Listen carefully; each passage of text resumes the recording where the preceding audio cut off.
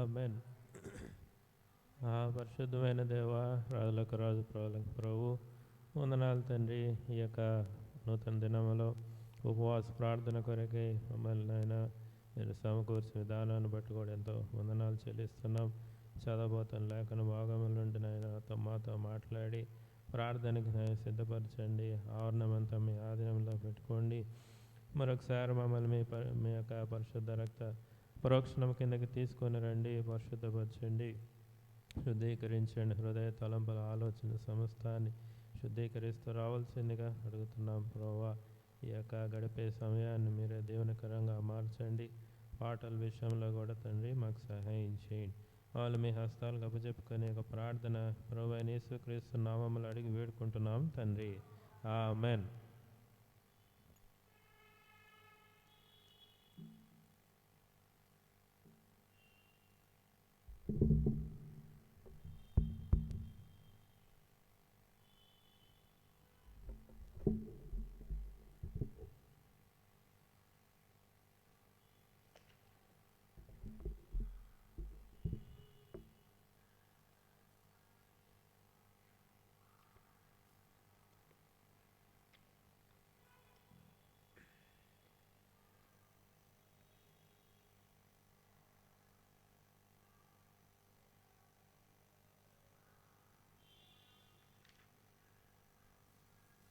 పాట సంఖ్య 597.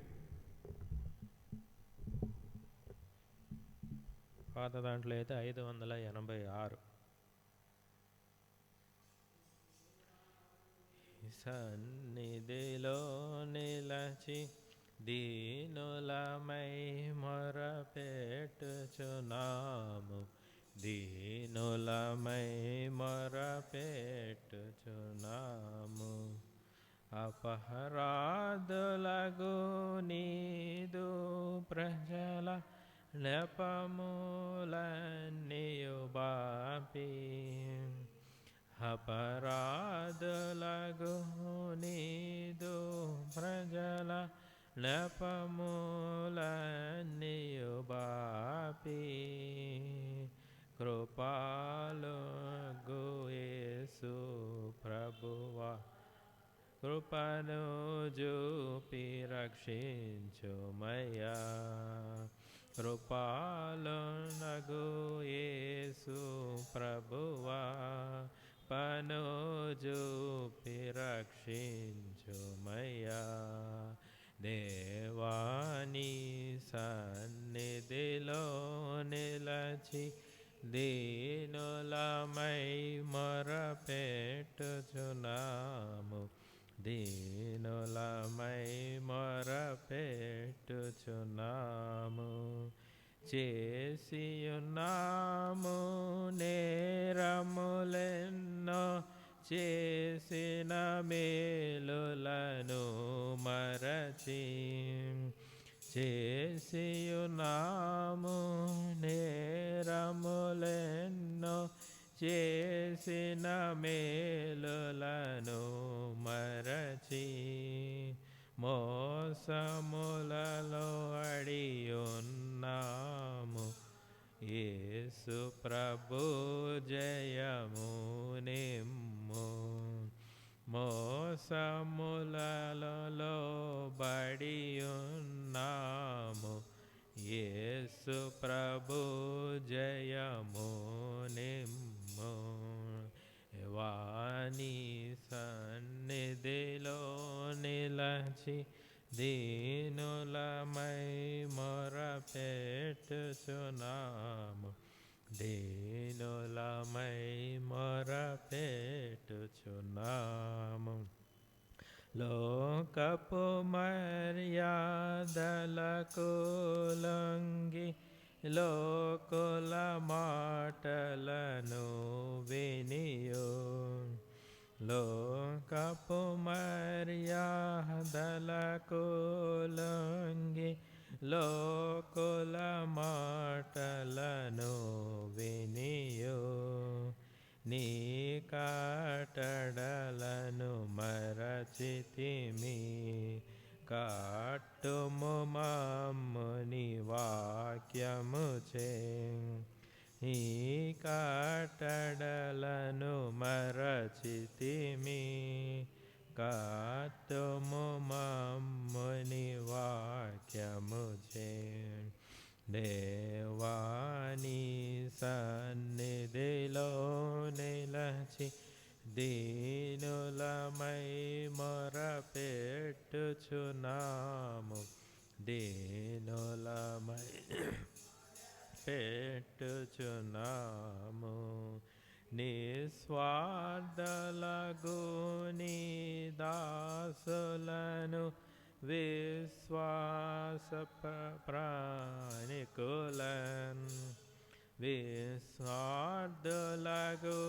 నీ దాసులను విశ్వాస ప్రామాణికులన్, శాశ్వతమైన ప్రేమతో నింపు విశ్వాసులు స్థిరపడి నడువా.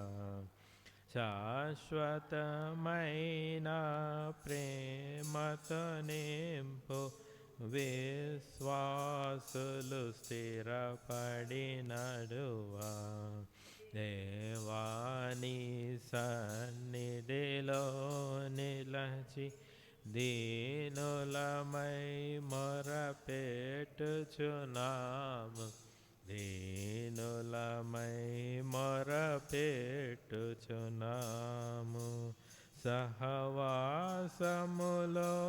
మమ్ము నిలపి సహనము మాకు నేర్పించి, సహవాసములో మమ్ము నిలిపి సహనము మాకు నేర్పించి, మహిమా పూర్ణుడ యేసు నిన్ను ఈ మహిలో చాటించుటకు, మహిమా పూర్ణుడ యేసు నిన్ను ఈ మహిలో చాటించుటకు, దేవాని సన్నిధిలో నిలచి దీనులమై మొరపెట్టుచున్నాము, దీనులమై మొరపెట్టుచున్నాము.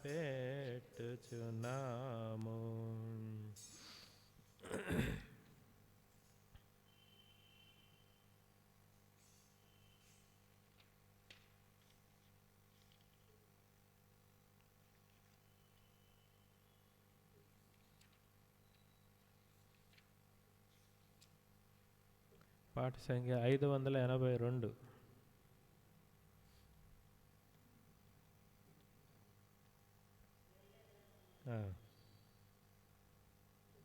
పాత దాంట్లో 571. దమో మరి ధైర్యముతో కృపాసనము చేరను, వెళ్ళెదము మరి ధైర్యముతో కృపాసనము చేరను. తన కనికరము కృపలను పొంద తానే సహాయకుడు, తన కనికరము కృపలను పొంద తానే సహాయకుడు. వెళ్ళెదము మరి ధైర్యముతో కృపాసనము చేరను, వెళ్ళెదము మరి ధైర్యముతో కృపాసనము చేరను. మన ప్రార్థన ప్రభువాలకించి అత్యధికముగా మనకిచ్చును, మన ప్రార్థన ప్రభువాలకించి అత్యధికముగా మనకిచ్చును. మేల్కొని మనము ప్రార్థించిన ఆశీర్వదించునుగా. మేల్కొని మనము ప్రార్థించిన ఆశీర్వదించునుగా.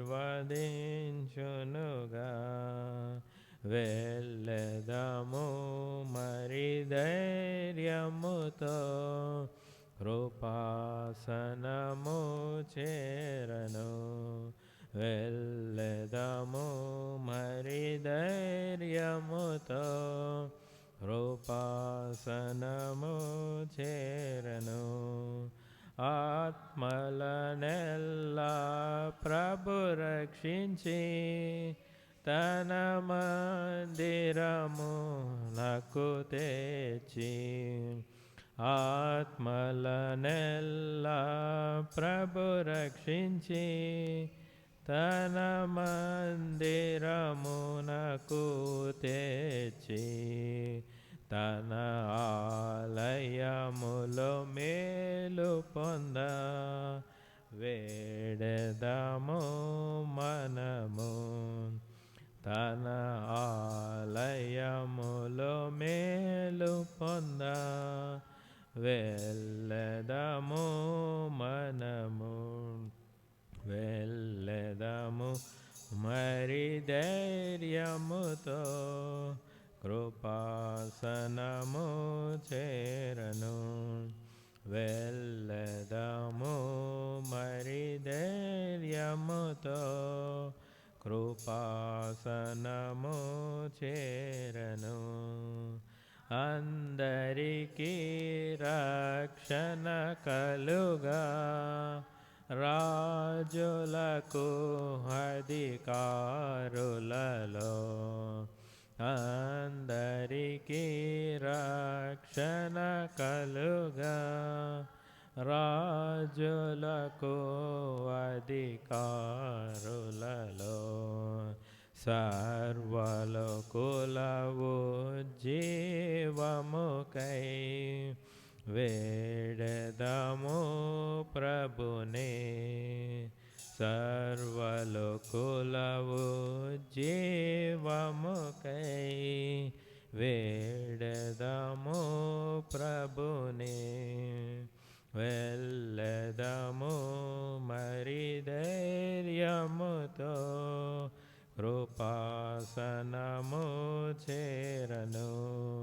వెళ్ళెదము మరి ధైర్యముతో కృపాసనము చేరను. వాక్యము వర్ధిల్లి వ్యాపింపను, శత్రుని రాజ్యము కూలునట్లు. వాక్యము వర్ధిల్లి వ్యాపింపను, శత్రుని రాజ్యము కూలునట్లు. సేవకులాత్మతో నింపబడ వేడెదము మనము. సేవకులాత్మతో నింపబడ వేడెదము మనము. వెళ్ళెదము మరి ధైర్యముతో కృపాసనము చేరను. వెళ్ళెదము మరి ధైర్యముతో కృపాసనము చేరను. ఆత్మతో ప్రభు ఇంటిని కట్టి, దానియందు ప్రభు మహిమ నిండి.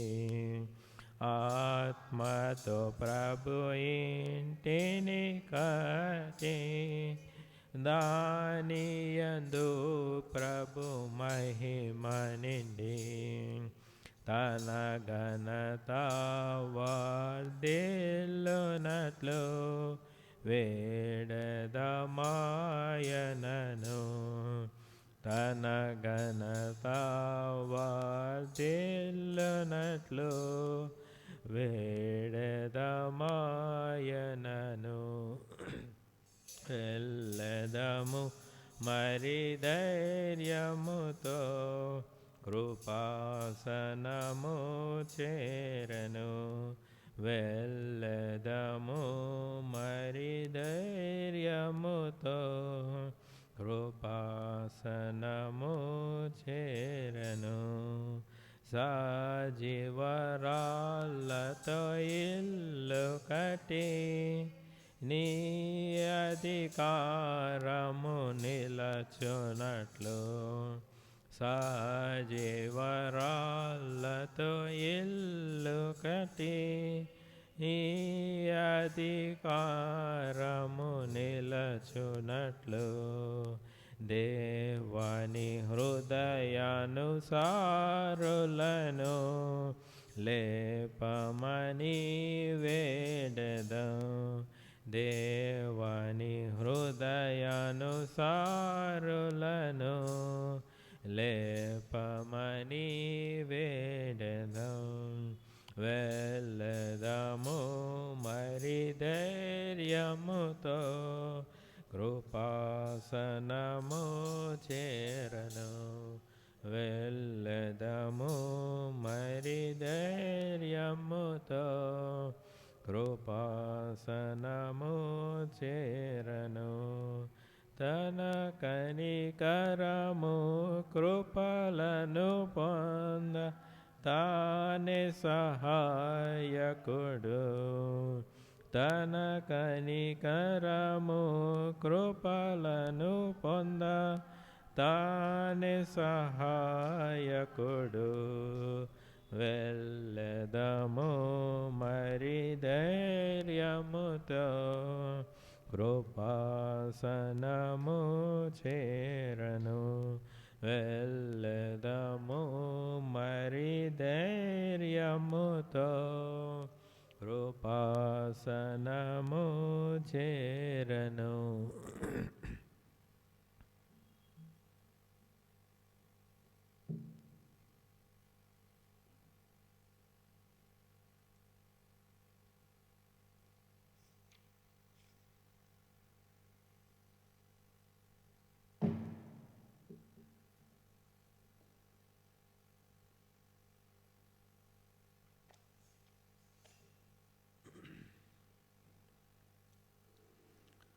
మార్కు సువార్త 5వ అధ్యాయము. మార్కు 5వ అధ్యాయం.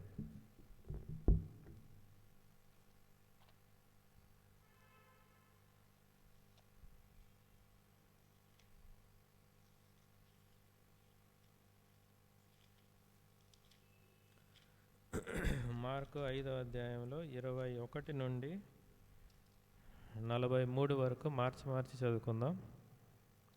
మార్కు సువార్త 5వ అధ్యాయము 21వ వచనము నుండి ఆఖరి వరకు 43వ వచనం వరకు మార్చి చదువుకుందాం. యేసు మరలా దోణి ఎక్కి అద్దరికి వెళ్ళినప్పుడు బహుజన సమూహము ఆయన యొద్దకు కూడి వచ్చెను.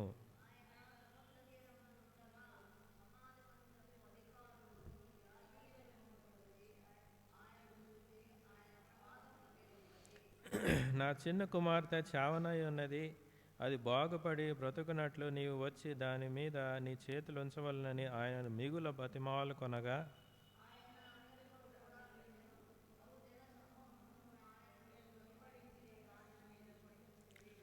పన్నెండేండ్ల నుండి రక్తస్రావ రోగం కలిగిన ఒక స్త్రీ ఉండెను. ఆమె అనేక వైద్యుల చేత ఎన్నో తిప్పలు పడి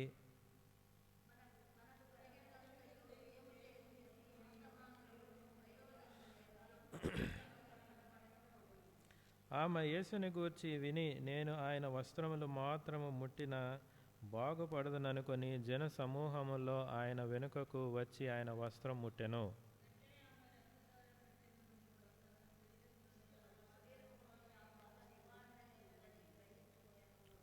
వెంటనే యేసు తనలో నుండి ప్రభావము బయలువెళ్ళనని తనలో తాను గ్రహించి జన సమూహము వైపు తిరిగి నా వస్త్రములు ముట్టినదెవరనని అడగగా,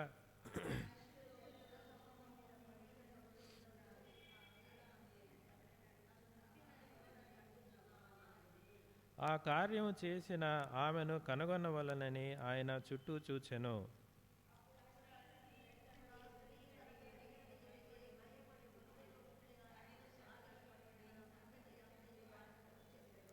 అందుకైన, కుమారి, నీ విశ్వాసము నిన్ను స్వస్థపరిచెను, సమాధానము గలదానవై పొమ్ము, నీ బాధ నివారణమై నీకు స్వస్థత కలుగునుగాక అని ఆమెతో చెప్పెను.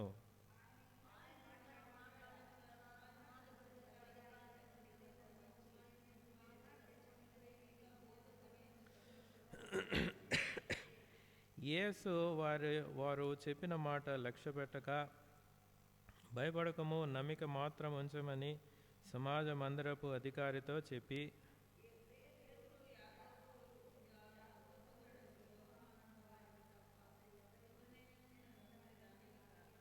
సమాజ మందిరపు అధికారి ఇంటికి వచ్చి వారు గొల్లుగా నుండి చాలా ఏడ్చుచు ప్రలాపించుచు నుండుట చూచి,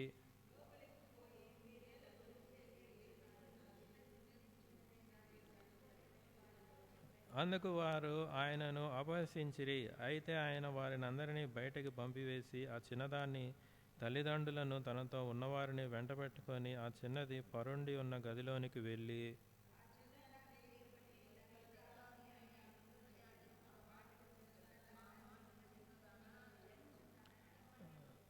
వెంటనే ఆ చిన్నది లేచి నడవసాగెను. ఆమె 12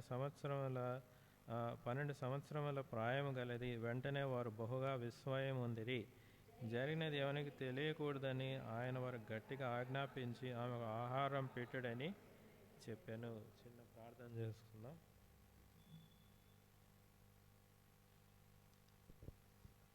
పరిశుద్ధమైన దేవ, రాజులకు రాజు, ప్రభువులకు ప్రభు, వందనాలు తండ్రి. ఇంతవరకు పాటల్లో సహాయపడ్డారు. ఆయన యొక్క చదవబడిన లేఖన భాగంలో నుండి కూడా తండ్రి నాతో మాతో మాట్లాడి ఉపవాసము కొరకై సిద్ధపరుస్తూ రావాల్సిందిగా అడుగుతూ, ముందున్న సమయాన్ని మీ హస్తాలకు అప్పచెప్పుకుంటున్నాం. మరి తీసుకొచ్చిన మీ బిడ్డలందరిని బట్టి కూడా వందనాలు చెల్లిస్తూ, మీ యొక్క పరిశుద్ధ ఆత్మ సహాయాన్ని కోరుకుంటూ నన్ను కూడా సిలువ చాటు మరుగుపరిచి మీరే మాట్లాడుతూ రావాల్సిందిగా అడుగుతూ, ప్రార్థన కొరకు సిద్ధపరచండి. ప్రార్థన యేసు నామములో అడుగుతున్నాం తండ్రి, ఆమెన్.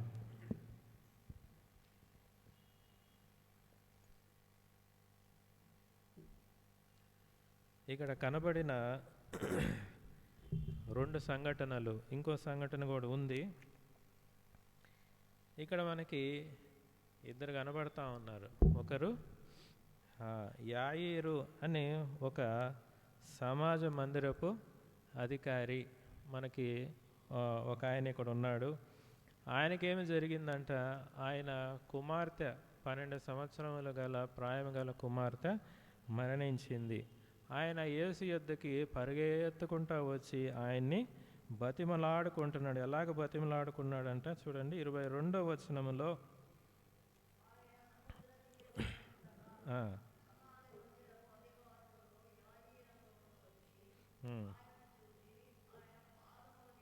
పడి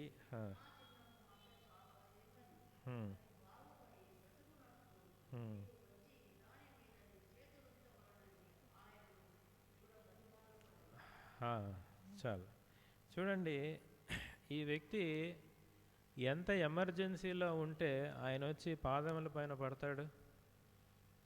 ఒకరు పాదముల పైన పడాలి అంటే అక్కడున్న పరిస్థితి అంత విషమముగా ఉంటేనే తప్ప ఎవరు కూడా వెళ్ళి ఎవరు పాదాల పైన పడరన్నమాట.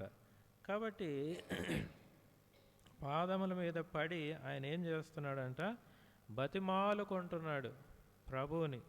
ఏమని? ఆయన వచ్చి తన కుమార్తె పైన చేయి పెట్టినడలా, ఆయన వచ్చినడలా ఆమె తిరిగి మళ్ళీ బ్రతుకున్నట్లు, ఇక్కడే ఉంది 23లోనే, బాగుపడి బ్రతుకున్నట్లు నీవు వచ్చి దాని మీద నీ చేతులు ఉంచవలనని ఆయన మిగుల బతిమాలుకొనగా. అంటే ఇక్కడ బతిమాలుకుంటున్నాడు. ఆయన పరిస్థితి ఇంక అంతకంటే ఘోరమైన పరిస్థితి ఇంకోటి ఉండదు కాబట్టి ఆయన బతిమాలుకుంటున్నాడు. తర్వాత ఇంకొక స్త్రీ కూడా మనకు కనబడుతుంది. 12 ఏండ్ల నుండి రక్తస్రావం రోగము కలిగిన ఈ యొక్క స్త్రీ. ఆ స్త్రీ కూడా అన్ని హాస్పిటళ్ళు, డాక్టర్లు ఇవన్నీ కూడా అయిపోయి ఆమె కూడా మరి ఎంతగానో చింతిస్తూ విసుగు చెంది ఉన్న సమయంలో ప్రభువైన యేసుక్రీస్తు ఈ యొక్క ప్రాంతము గుండా ఆయన వెళ్తున్నాడు అని తెలుసుకొని ఆ స్త్రీ ఏం చేసింది, ప్రభు కనీసం ఆయన వస్త్రపు చెంగుని ముట్టినట్టయితే చాలు, నేను స్వస్థపడతాను అని ఆమె విశ్వసించి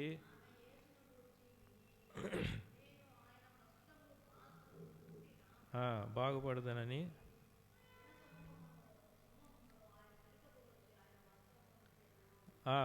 చూడండి ఇక్కడ ఏమున్నాయంటే జన సమూహాలు ఏమున్నాయి ఇక్కడ.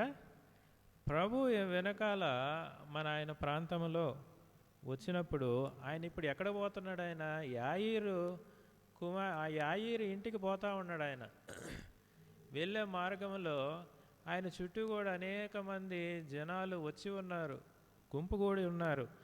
అయితే ఆ జన సమూహాల్లో ఒక స్త్రీ వెళ్ళి ఆయన యేసు ప్రభువుని కనుక్కొని ఆ జనాల మధ్యలో నుండి ఆమె తోసుకుంటా వెళ్ళి మరి ఆయన వస్త్రపు చెంగుని ముట్టాలి అంటే ఆమె పరిస్థితి ఎంత మరి భయంకరంగా ఉందో చూడాలి. కింద అనసూయమ్మ తుడుస్తూ ఉన్నట్టుంది, దాన్ని కదిలించినట్టుంది. అయితే కాబట్టి ఆ స్త్రీ పరిస్థితి కూడా ఎంత తీవ్రమైతే తప్ప ఎవరన్నా పోయి జన సమూహాల్లోకి వెళ్ళి మరి వెళ్ళాలి అని ఎవరు కూడా కోరుకోరు. అయితే ఎంత జన సమూహం అంటే ప్రభువుకి అర్థమైంది ఎవరో నా వస్త్రపు చెంగు ముట్టారు అని. అయితే ఆయన అడిగాడు ఎవరు ముట్టారు అని అడుగుతున్నప్పుడు అక్కడ ఉన్నవారు ఏమన్నారు, ప్రభువా చూడండి అది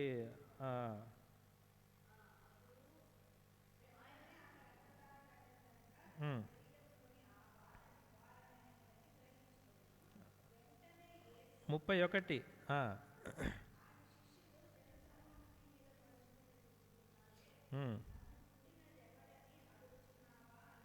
అంటే అక్కడ ఎంతమంది జనం ఉండాలి, జన సమూహము నీ పైన పడుచున్నారే అంటే వాళ్ళు గుర్తే తెలియట్లా ఎవరున్నారు, ఎవరు పోతున్నారు, ఎంతమంది ఉన్నారు అనేది వాళ్ళకి అర్థం కానంతమంది.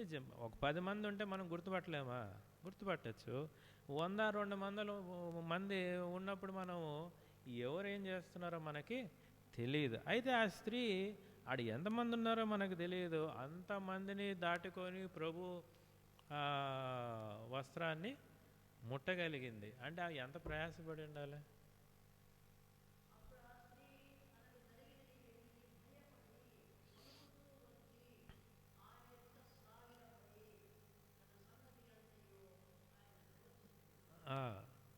ఇక్కడ విషయం ఏంటి అంటే వీళ్ళు ప్రభువుని చేరడానికి, ప్రభు దగ్గర బతిమలాడడానికి వాళ్ళ పరిస్థితిని బట్టి వాళ్ళు ఎంత తీవ్రంగా ప్రయత్నించారు. వారు స్వస్థపరచబడ్డారు కరెక్టే, అయితే వాళ్ళ ప్రయత్నం అనేది మనము చూడాలి. దేవుని దగ్గరికి వెళ్ళినప్పుడు ఏ తీవ్రతతో మనం ప్రార్థన చేస్తామో ప్రభువు కూడా అంత తీవ్రంగానే మనకి జవాబిస్తాడు. చూడండి కీర్తనలు 4వ కీర్తనలు 4.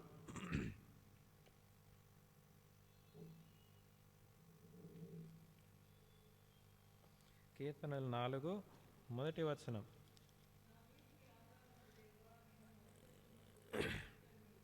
నా నీతికి ఆధారమగు దేవా, నేను మొరపెట్టినప్పుడు నాకు ఉత్తరమిమ్ము.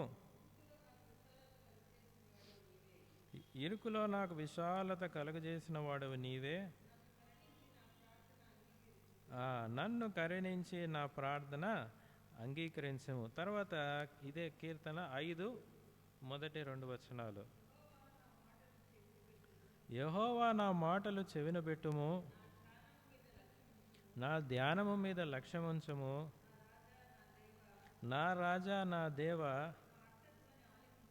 నా ఆర్తధ్వని ఆలకించము. నిన్నే ప్రార్థించుచున్నాను. యెహోవా కంఠస్వరముకు వినబడును. ప్రార్థన నీ సన్నిధికి సిద్ధం చేసి చూడండి, ఇక్కడ చూసినట్టయితే దావీదు ఈ కీర్తనలు మొత్తం చదివితే ఆయన శత్రువులను బట్టి, మరి ఆయనకి కలిగిన ఆ శ్రమలను బట్టి దేవుణ్ణి ఏం చేసుకుంటున్నాడు? వేడుకుంటున్నాడు. ఎలాగ వేడుకుంటున్నాడు ఆయన? ఆర్తధ్వని. ఇక్కడ 5వ కీర్తన 3వ వచనములో 2వ వచనములో ఆయన ఏమని వేడుకుంటున్నాడు? నా రాజా, నా దేవా, నా ఆర్తధ్వని ఆలకించము, నిన్నే ప్రార్థించుచున్నాను అని ఆయన మరి ఎంతగానో ఆర్తధ్వని అంటే ఆయన ఇక హృదయంలో నుండి ఆయనకు తట్టుకోలేనంత శ్రమలో ఆయన ఏం చేస్తున్నాడు? దేవునికి మొర పెడుతున్నాడు.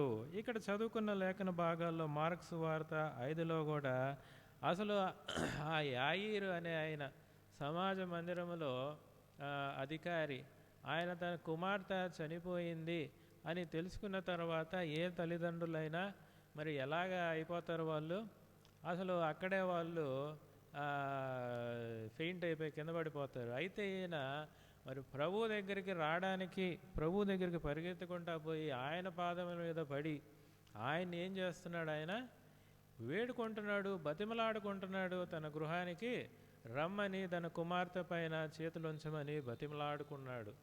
అలాగే ఆ స్త్రీ కూడా ఎన్నో డాక్టర్ల దగ్గర తిరిగింది, ఆమెకు రోగం నయం కాలేదు. అయితే ప్రభు వస్తున్నాడు అని ఆమె తెలుసుకొని ఎన్ని జన సమూహాలు ఉన్నా కూడా ఆమె విశ్వాసంతో ఏమనుకునింది? కనీసం ఇన్ని వింటున్నాము కదా, నాకు కూడా స్వస్థత కలుగుతుంది.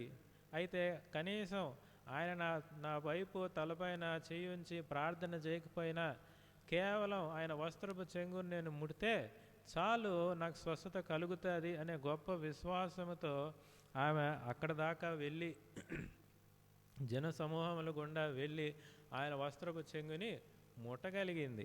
అక్కడ జనాలు చూస్తే అసలు ఎవరు ఉన్నారు, ఎవరు లేని తెలుసుకోలేని పరిస్థితుల్లో అక్కడ ఉన్నారు. అయితే ప్రభు వస్తున్నప్పుడు కూడా, యాయీరు ఇంటికి వస్తున్నప్పుడు అక్కడ ఉన్న కొంతమంది ఆయనకి చెప్పారు, ఎందుకయ్యా నువ్వు బోధకుడిని నువ్వు శ్రమ పెడతావు, నీ కుమార్తె చనిపోయింది అని. చూడండి 35వ వచనములో, మార్క్స్ వార్త 5:35లో ఆయన ఇంకనూ మాట్లాడచుండగా సమాజం నుండి కొందరు వచ్చి, కుమార్తె చనిపోయినది, నీవు బోధకునికి ఎందుకు శ్రమ పెట్టదవు అనిరి. అయితే యేసు వారు చెప్పిన మాట లక్ష్య పెట్టక, భయపడకము, నమ్మిక మాత్రం ఉంచమని సమాజ మందిరపు అధికారితో చెప్పి ఆయన మరి రావడానికి ఆయన ఇష్టపడ్డాడు. ఆయన అంతగా రావడానికి ఎందుకు ఇష్టపడ్డాడు చెప్పండి? ప్రభువు యాయీరు మరి ఇంటికి రావడానికి అక్కడ ఉన్నవారు వద్దు వద్దు ఇంక అయిపోయింది అంతా అన్నా కానీ ఈయన ఏం చేశాడు? ఆయన పాదముల యొద్ద పడి బతిమలాడుకున్నాడు, ఆయన వేడుకున్నాడు. మరి అంతమంది జనాల్లో ఈయన వెళ్ళి ఆయన బతిమలాడి వేడుకోగలిగాడు అంటే ఆయన ఎంత ప్రయాసపడి ఉండాలి? అంతమంది జన సమూహంలో ప్రభు కూడా ఆయన మాట విన్నాడు. ఒక్క నిమిషం.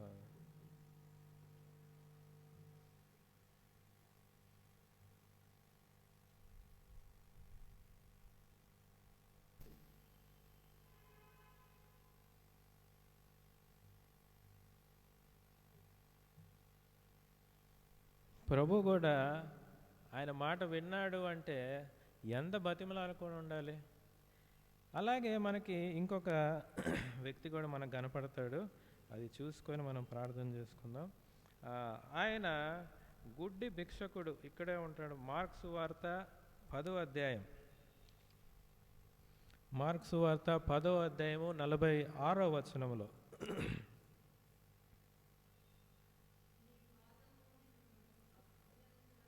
వారు ఎరుకో పట్టణమునకు వచ్చిరి, అక్కడ నుండి. మార్కు 10:46. ఇది కూడా మార్చి 50.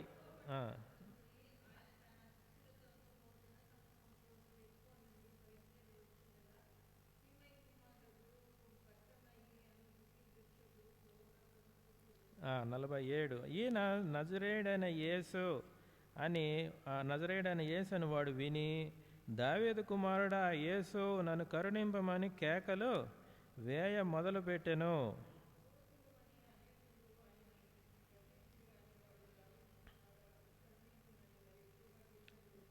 అప్పుడు యేసు నిలిచి వానిని పిలువుడని చెప్పగా వారు గ్రుడ్డి వానిని పిలిచి, ధైర్యము తెచ్చుకొనము, ఆయన నిన్ను పిలుచుచున్నాడు, లెమ్మని వానితో చెప్పిరి.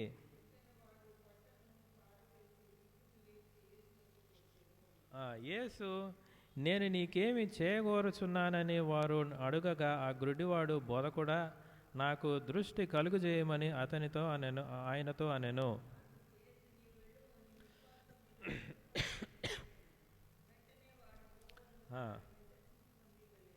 చూడండి, ఈయనకి కళ్ళు లేవు, పైగా భిక్షగాడు, త్రోవ పక్కన కూర్చొని ఉన్నాడు. అయితే యేసు ఆ యొక్క మార్గం గుండా వెళ్తున్నాడు అని తెలుసుకున్న తర్వాత ఆయనలో విశ్వాసం అనేది మరి బలపడింది. అరే, యేసు గురించి మనం వింటున్నాము కదా, ఎంతోమందికి కాళ్ళు చేతులు ఇచ్చాడు కదా, నాకు కూడా ఇస్తాడు అని విశ్వసించి ఆయన ఏం చేశాడండి, ఊరికి నాడు కూర్చొని చిన్నగా మనసులో ప్రార్థన చేసుకున్నాడా? లేదు. ఆయన చూడండి ఏం చేశాడు, ఈయన నజరేయుడైన యేసు అని విని వాడు, దావీదు కుమారుడా యేసు నన్ను కరుణింపమని కేకలు వేయ మొదలుపెట్టెను. కేకలు వేయ మొదలుపెట్టాడు. ఎందుకంటే ఆయనకి తెలుసు, ఇది ఛాన్స్ మిస్ అయిందంటే ఇంక ఎప్పుడు ఆయన యేసు ఆ మార్గం గుండి వస్తాడో ఆయనకి తెలియదు, ఈయన ఎక్కడుంటాడో ఆయనకు తెలియదు. ఇది ఒకటే ఆయనకి అవకాశం, ఆయనకి కళ్ళు రావడానికి. కాబట్టి ఆయన పరిస్థితి కూడా తీవ్రమైనదే, కళ్ళు లేవు, భిక్షగాడు, ఎలాగ జీవిస్తాడో ఆయనకి తెలియదు. కాబట్టి ఆయన పరిస్థితిని బట్టి ఏం చేశాడు, ఆయన బిగ్గరగా కేకలు వేశాడు. ప్రభు దాన్ని కంట్లో పడింది, ఆగాడు, స్వస్థపరిచాడు. ఆయనకి తిరిగి మళ్ళీ కళ్ళు అనేది ఆయనకి ప్రసాదింపబడ్డాయి. కాబట్టి ఇక్కడ మనం చూసినప్పుడు వారి యొక్క పరిస్థితిని బట్టి ప్రభువుని వాళ్ళు ఏం చేశారు, అంతగా బతిమలాడుకున్నారు, అంతగా వేడుకుంటూ వచ్చారు. అయితే మనం ఎలాగ ప్రార్థన చేస్తున్నాం, మనకి కూడా ఎన్నో పరిస్థితులు, ఎన్నో శ్రమలు వ్యక్తిగత జీవితంలో, సంఘంలో కానీ ఎన్నో ఉన్నాయి. అయితే మనము ఏ తీవ్రతతో మొరపెడుతున్నాము అనే విషయాన్ని మనం చూసినట్టయితే మరి దాన్ని మనంతకు మనమే దాన్ని పరిశీలన చేసుకొని మనం దేవునికి ప్రార్థన చేయవారై ఉండాలి. వ్యక్తిగతమైన పరిస్థితుల్లో కూడా మరి మనకున్న పరిస్థితులు ఎంతో కఠినమైనవి, ఎంతో కష్టమైనవే. అవన్నీ కూడా సామాన్యంగా ఏవి పోయేవి కావు. అయితే దీన్ని బట్టి మనం ఏం చెయ్యాలి అంటే దేవునికి మొరపెట్టుట. దేవునికి మొరపెట్టినప్పుడు ఇక్కడ 3 పరిస్థితుల్లో వారు నమ్మకంతో మొరపెట్టినప్పుడు ఆయన తన వెళ్ళవలసిన మార్గాన్ని కూడా మార్చుకొని వాళ్ళ దగ్గరికి రాగలిగాడు, వచ్చాడు. ముగ్గురు ఏమయ్యారు, మేలు పొందారు. 3 ప్రార్థనలు కూడా వినబడ్డాయి. 3 ప్రార్థనలకి జవాబు కూడా వాళ్ళు పొందుకున్నారన్నమాట. మరి బైబిల్లో అందరూ పొందుకోలేదే. ఆయన అనేక సార్లు అన్నాడు, వారి అవిశ్వాసం వల్ల ఆయన అక్కడ ఏమీ చేయలేకపోయాను అని కూడా అందరికీ ఉన్నాయి. కానీ మొరపెట్టిన వారికే ఏం జరిగింది, అక్కడ జవాబు అనేది దొరికింది. కానీ మరి ఊరికనే ఆయన దూరం నుండి చూసి ఈయనేం చేస్తాడులే అని అనుకున్న వారికి, వాళ్ళకి ఎవరికి కూడా ఆ యొక్క అవకాశం అనేది దొరకలేదన్నమాట. కాబట్టి మన ప్రార్థన మరి ఒకవేళ మనం నిజంగా మొరపెడుతున్నామేమో, మొరపెట్టినప్పటికీ దేవుడు వినట్లేదంటే మనల్ని మనం ఏం చేసుకోవాలి, సరి చేసుకోవాలి, మనల్ని మనం సరి చేసుకోవాలి. అయితే కొన్నిసార్లు మన ప్రార్థనకి జవాబు రాని పరిస్థితులు కూడా ఉంటాయి. జవాబు రాని పరిస్థితులు మన అనేక పరిస్థితులు ఉంటాయి. అవి కూడా 2-3 మనం చూసుకొని దాని నిమిత్తం కూడా మనము ప్రార్థన చేద్దాం. మొట్టమొదటిగా యోహాను సువార్త 15వ అధ్యాయము 7వ వచనం. యోహాను సువార్త 15వ అధ్యాయము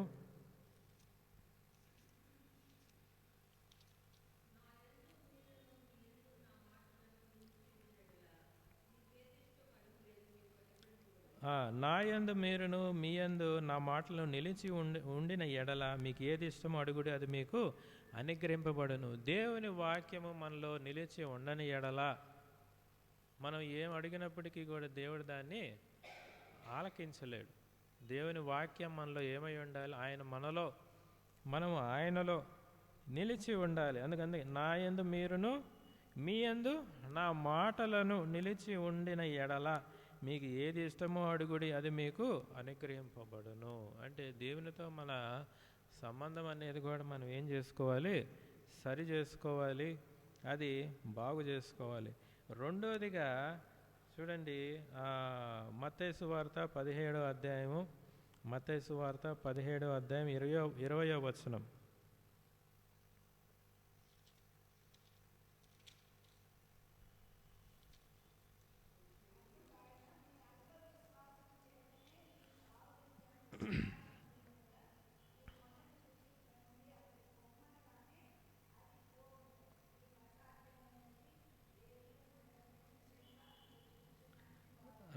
ఇక్కడ అల్ప విశ్వాసము. ఇందాక యోహాను సువార్త 15లో దేవుని మాటలు మనలో నిలిచి ఉండిన ఎడల, ఉండకపోతే దేవుడు మన ప్రార్థన ఆలకించలేడు. రెండవది అల్ప విశ్వాసము. మనలో అల్ప విశ్వాసము అనేది ఒకవేళ మనలో ఉన్నట్లయితే మన ప్రార్థన దేవుడు అంగీకరించలేడు అనే విషయాన్ని కూడా ఇక్కడ ఎందుకంటే శిష్యులే వారు ఏం చేయలేకపోయారు అన్నమాట. అయితే ఆయన, మీరు అల్ప విశ్వాసులారా, మీకు ఆవగించేంత విశ్వాసం ఉండినడలా ఈ కొండను చూసి ఇక్కడ నుండి అక్కడికి పొమ్మనగానే అది పోవును, మీకు అసాధ్యమైన ఏది ఉండదు, నిశ్చయముగా మీతో చెప్పుచున్నాను అని అనేను. తర్వాత మూడవదిగా మనం చూసినట్టయితే యాకోబు రాసిన పత్రిక 5వ అధ్యాయం 16వ వచనం. యాకోబు రాసిన పత్రిక 5వ అధ్యాయము, యాకోబు పత్రిక 5వ అధ్యాయము 16వ వచనం.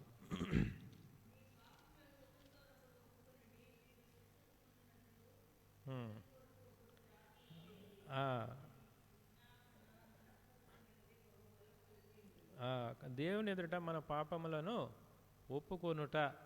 మనం ఏ పాపాన్ని అయితే ఒప్పుకోమో దాన్ని బట్టి కూడా దేవుడు మన జీవితంలో ఆయన మన ప్రార్థనని ఆయన ఆలకించలేడు.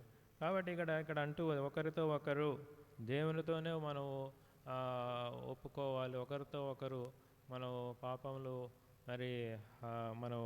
మరి దేవుని దగ్గరే అని ఇక్కడ అర్థం వస్తుంది. ఒకరితో ఒకరు అంటే సహపాఠి విశ్వాసులతో కూడా మరి వారు నమ్మకమైన వాళ్ళైతే ఒకరితో ఒకరు మన పాపములు ఒప్పుకొని దేవుని ఎదుట కూడా మన పాపములను మనం ఒప్పుకొని విడిచిపెట్టినప్పుడు దేవుడు మనల్ని, మన ప్రార్థన ఆలకించేవాడిగా ఉంటాడు. తర్వాత 1 పేతురు 3వ అధ్యాయం 7వ వచనం. కుటుంబ పరిస్థితుల్లో కూడా సమాధానం అనేది లేదనుకోండి, దేవుడు ఆ ప్రార్థనని వినడు. 1 పేతురు 3వ అధ్యాయం 7వ వచనం.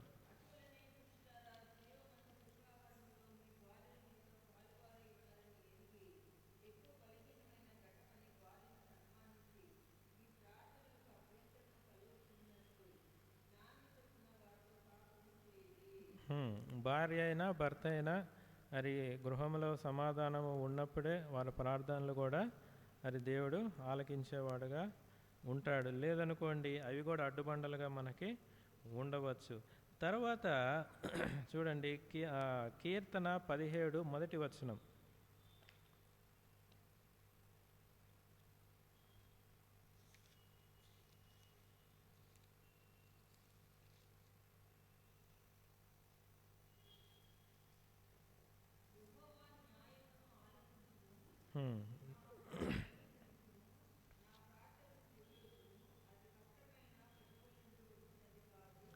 అంతే చాలు. కపటమైన పెదవుల నుండి వచ్చినది కాదు అంటే మన హృదయము కపటంగా మనం ప్రార్థన చేస్తున్నామా, మరి ఎటువంటి హృదయంతో ప్రార్థన చేస్తున్నాము, దాన్ని బట్టి కూడా దేవుడు మనకి ఏం చేస్తాడు, జవాబు అనేది, మన ప్రార్థన అనేది ఆలకింపబడకపోవచ్చు, ఆలకింపబడదు కూడా. కపటమైన, అందుకే దావీదు ఇక్కడ ఏమంటున్నాడంటే, నా ప్రార్థన చెవియొగ్గము, అది కపటమైన పెదవుల నుండి వచ్చినది కాదు, అంటే నా హృదయంలో కపటమైన ఏది కూడా లేదు అనే అర్థము ఇక్కడ మనకి వస్తుంది. కపట హృదయంతో చేసిన ప్రార్థనని దేవుడు వినడు అనే విషయాన్ని కూడా మనం ఇక్కడ చూసుకోవాలి. తర్వాత మరి దేవుని వాక్యాన్ని ధ్యానించే విషయంలో, అంగీకరించే విషయం చూడండి, ఇది సామెతలు 28, సామెతలు 28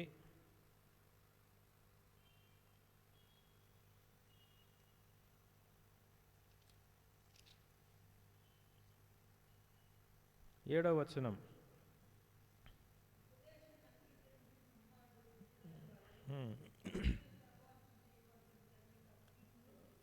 దేవుడు మరి బోధింపబడిన వాక్యము దైవజనుల ద్వారాను, మరి సేవకుల ద్వారాను, లేదంటే మనము బైబిల్ గ్రంథాన్ని చదువుకునేటప్పుడు దేవుడు మనకి మరి కొన్ని వాక్యాలు మనకి ఆయన మనకి బోధిస్తున్నట్టు మనకి అనిపించినప్పుడు, మన కొరకే మాట్లాడుతున్నాడు అన్నప్పుడు దానికి ఏం చేయాలంట?